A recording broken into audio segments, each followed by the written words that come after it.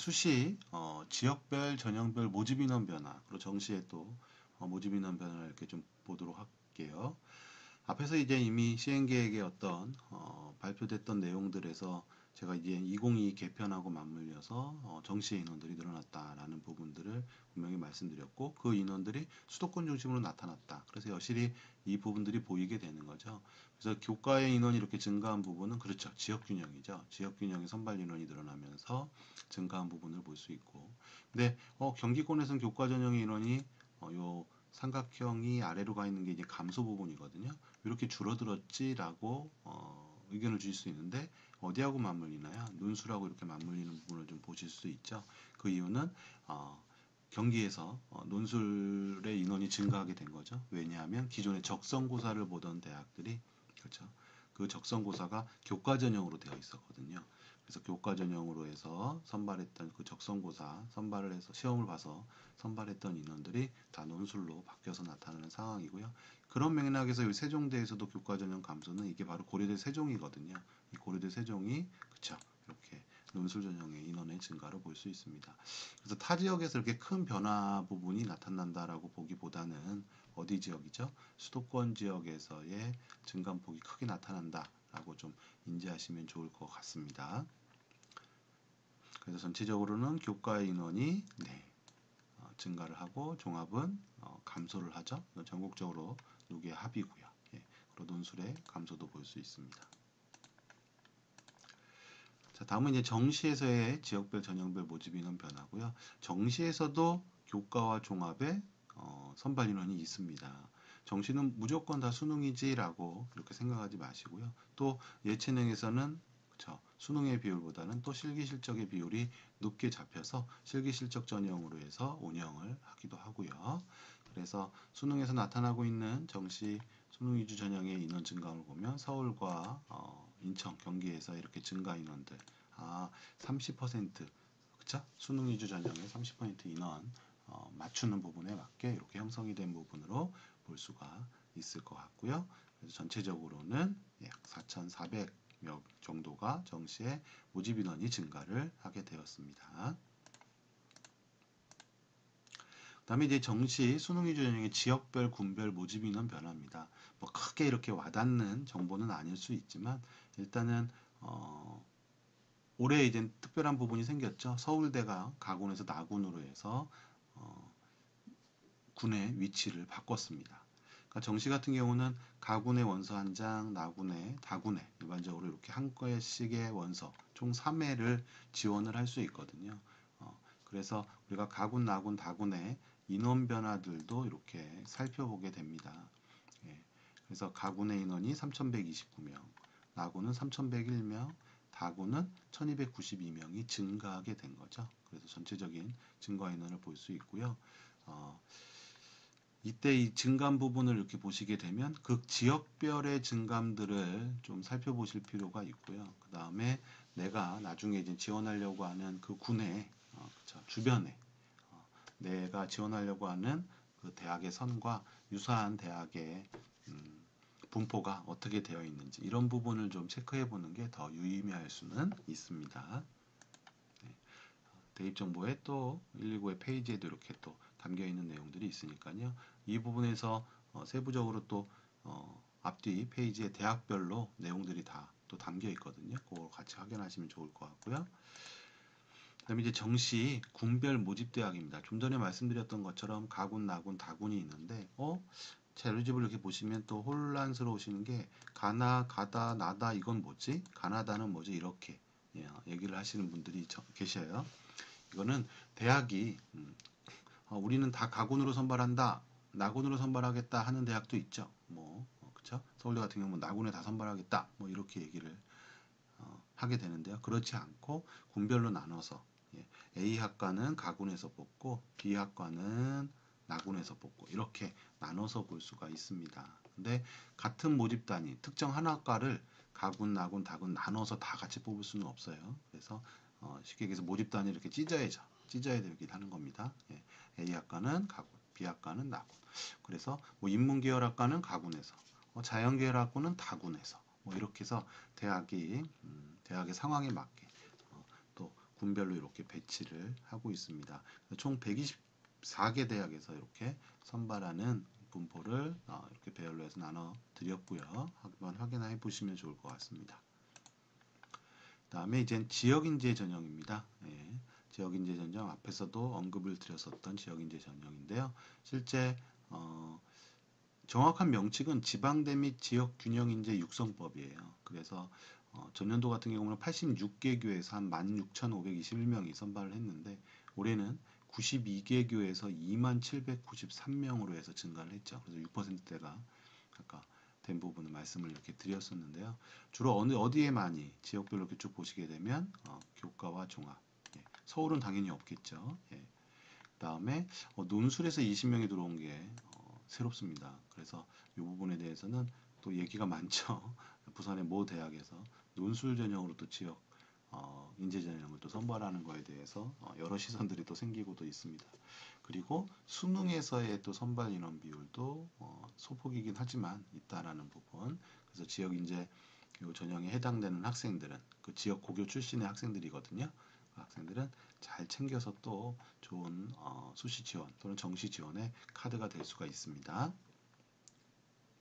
그래서 실제 요 대학들의 면면들을 이렇게 좀 살펴보면 제일 많이 뽑는 지역인재전으로 제일 많이 뽑는 대학의 그 순서가 계명대, 대구대, 한남대, 영남대, 강원대 순으로 물론 이제 학교 사이즈도 좀 어느 정도 커야겠죠. 그런 대학들이 나타나고 있습니다. 자, 다음은 이제 수능 체제 개편에 대해서 말씀을 드릴 건데요. 왜냐하면 119 지금 자료집 뒷부분에 이제 제가 페이지 언급은 되어 있는데 거기에 이제 수능의 선택에 대한 대학별 상황들이 담겨 있습니다. 이건 개편안과 관련해서 원래 이제 개정교육과정에 따라서 어떤 수능 체제 개편이 필요했었고요. 그렇죠? 그래서 학생들한테 과목 선택권을 주기 때문에 그 과목 선택권에 따른 수능에서도 선택권들이 같이 맞물려 온 거죠. 그래서 현재 졸업한 2021 수능에서는 네, 국어와 수학도 이제 가형 나형 기존의 체제를 맞췄지만 2022년도 수능 즉 올해 고3으로 올라오는 학생들은 국어도 선택 과목, 수학도 이렇게 선택 과목으로 해서 응시를 할 수가 있습니다. 자, 노란색은 이제 절대평가의 과목이고요. 그리고 사탐도 계열의 구분이 있었다면 이제는 계열의 구분이 없는 상황. 그러니까 학생들이 뭐 인문계열을 간다. 대학의 인문계열이겠죠. 대학의 인문계열을 지원을 한다라고 할 때, 그렇죠. 과탐을 두 개를 봐도 상관이 없는 그런 상황이 되어 있습니다.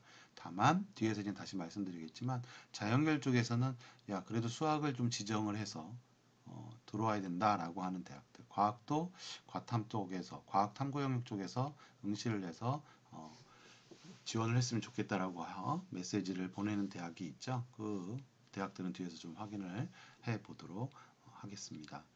그리고 이제 특성화고 같은 경우에도 전문 공통 성공적인 직업생활 과목과 그 다음에 또 계열 중에서 또 선택을 이렇게 할 수 있는 상황이 되어 있고요. 2022년도부터 지금 제2외국어가 절대평가로 응시가 되고요. 제2외국어가 절대평가로 응시가 되면서 기존에 뭐 이제 서울권에 아이들이 또 많이 선호했던 그 주요 대학들의 제2외국어 반영들이 대다수의 대학들이 지금 정시에서는 반영을 안 하는 거로 발표가 되어 있거든요. 그래서 아무래도 제2외국어의 수능에서의 응시 인원은 조금 줄어들지 않을까 분명히 그런 부분을 예측을 해볼 수가 있고요. 좀 전에 이제 말씀드렸던 그 선택 과목입니다. 그래서 공통 선택형의 구조가 있기 때문에 그렇죠? 수능 체제 개편에 따라 대학별로 수능 선택 과목들을 또 지정을 하고 있는 거죠. 그래서 수학을 미적분 기하 중 하나를 택해서 왔으면 좋겠어 라고 말을 하지만 실제는 그렇게 가야 되는 겁니다. 예, 대학을 반영을 그렇게 하기 때문에요. 그랬을 때 수도권의 상황과 또 지역의 상황들을 이렇게 볼 수가 있는데요. 또 이 대학들의 면면들이 또 아이들이 많이 지원하는 대학들이잖아요. 또 합격하기를 희망하는 많은 그런 대학들이기 때문에 우리가 교육과정 또 이제 학교에서 교육과정을 이렇게 운영을 할 때 일정 부분 맞출 수밖에 없는 상황이 아닐까 이렇게 싶고요.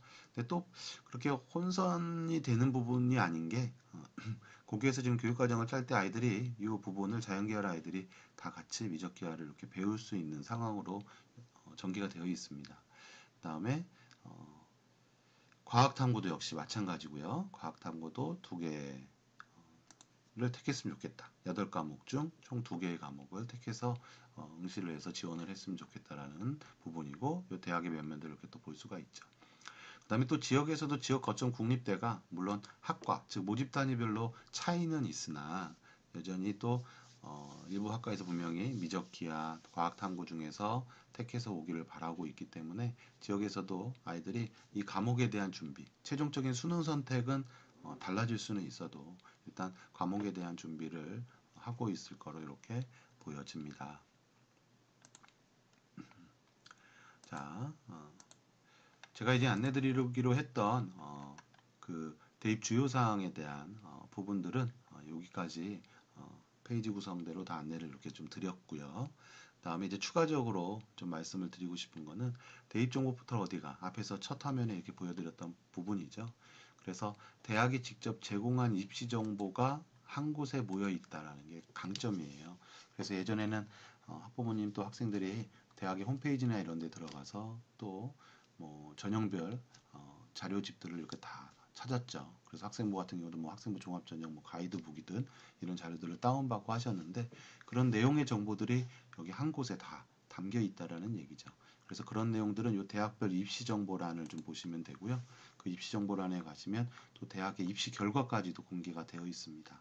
네, 자세한 내용은 또 한번 접속해서 한번 보시도록 하고요. 또 119 지금 대입정보 119 책자의 자료가 있는 대입전략 자료실 상황도 꼭 기억하시고 그 안에 가보시면 또 다양한 전형별 준비에 대한 자료들이 탑재가 되어 있습니다. 그래서 외부에서도 또는 언론에서도 여기에 어디가에 있는 자료들을 언급을 하고 또 가공을 해서 자료들을 재양산하고 하거든요. 그래서 실제 좋은 퀄리티가 높은 이런 자료가 있다라고 생각하시고 많이 활용하면 좋을 것 같습니다. 그리고 요 대입 상담란이 있죠. 예, 여기에서 온라인으로 대입 상담, 뭐또 전공 상담, 전화 상담도 가능합니다. 그래서 추가적으로 정보를 더 얻고 싶다, 또 이런 상담을 좀 받고 싶다라고 했을 때 여기 상담을 남겨주시면 또 저희 대교협에 또 고교 현장에서도 전문가로 있는 대입 상담 교사단 선생님들이 한 370여 분 정도가 돼요. 그래서 그 선생님들께서 또 각 지역별의 또 상황에 맞게 또 대학의 상황에 맞게 선생님들이 또 성심성의껏 이렇게 답변을 달아주십니다. 그렇기 때문에 잘 활용하시면 좋을 것 같고요. 그래서 대입정보 포탈, 그 어디가 활용 프로세스죠. 어떤 정보에 대한 검색을 하시고 그 다음에 또 성적 분석. 제가 이 부분은 또 이제 추가적으로 뭐 자료까지 이렇게 보여드리면 말씀을 안 드렸지만 실제 학생이 내신의 성적 또 모의고사 성적을 여기다 입력하게 되면 실제 대학의 입시 결과하고도 이렇게 같이 비교할 수 있는 상황도 분명히 되고요. 학생들이 보통 이제 학교에서 이렇게 학기 말 끝나게 되면 이렇게 성적표를 받잖아요. 그럼 맨날 그 종이 페이퍼를 갖고서 다니기보다는 모바일에서도 지원이 됩니다. 그렇기 때문에 한번 성적을 입력해 놓게 되면 자신의 성적을 분석을 하는 그 내용들을 수시로 볼 수 있고 또 대학별로의 성적 산출했을 때 달라지는 부분이 있거든요. A 대학에서는 내 내신이 뭐 4.2등급인데 B 대학에서는 내 내신이 뭐 3.8이 됐다. 이렇게 해서 달라지는 부분이 있어요. 이건 대학별 성적 산출 방법이 달라서 그런데 그런 부분들도 확인을 할 수가 있습니다. 그래서 이 플랫폼을 또 잘 이용하시면 좋을 것 같고 앞에 말씀드렸던 그 대입 상담 부분 전화나 또는 온라인 상담이 상당히 활성화가 되어 있습니다. 그래서 아직까지 1, 2학년 지나는 동안 또 3학년 이렇게 올라오는 동안 한 번도 경험 안 했다면 아닙니다. 한 번은 꼭 경험을 해보세요. 그럼 도움이 많이 되실 거예요. 그래서 실제 뭐 돈이 더 들거나 이런 부분도 아니고 접속만 해서 학생의 관심 있는 부분 또는 궁금한 부분들 남기시면 답변이 이루어지게 됩니다. 네, 오늘은 아마 첫 시간이었을 겁니다. 아마 강좌를 어디서부터 이렇게 순서대로 클릭을 하셨을지 모르겠지만 그래서 119 지금 첫 화면 부분이거든요. 대입 주요 사항 그 자료집의 첫 구성이죠. 그 내용들로 해서 제가 이렇게 안내를 드렸고요. 그 뒤에는 이제 전형별로 대입의 이해와 준비라는 주제로 해서 교과, 종합 또는 논술, 또 실기 실적 또는 특별 전형들에 대한 다양한 또 안내들을 동영상으로 탑재를 해 놓았습니다. 그래서 그 내용의 동영상들 같이 좀 이렇게 보시고 그 다음에 자료집들을 이렇게 한번 읽어보시게 되면 어떤 방향성이라고 할까요? 예. 아, 이런 방향을 갖고 있구나. 그리고 아, 그러면 이런 방향을 인지했을 때 아, 내가 어떻게 좀 준비를 해야겠구나라는 생각들을 좀 모으고 정리가 되실 수 있을 거로 보여집니다. 네. 어디가 포털 접속해서 꼭 자료집 다운 받으시고요. 예, 그리고 출력하기에는 좀 양이 많으시죠. 근데 이제 컴퓨터나 또는 휴대폰이나 이런 데 소장을 해놓고서 수시로 또 시간 되실 때 이렇게 활용하시면 좋을 것 같습니다. 네. 긴 시간 경청해 주셔서 감사하고요. 저도 다음에 또 좋은 정보로 학생, 학부모님들 만나 뵙도록 하겠습니다. 감사합니다.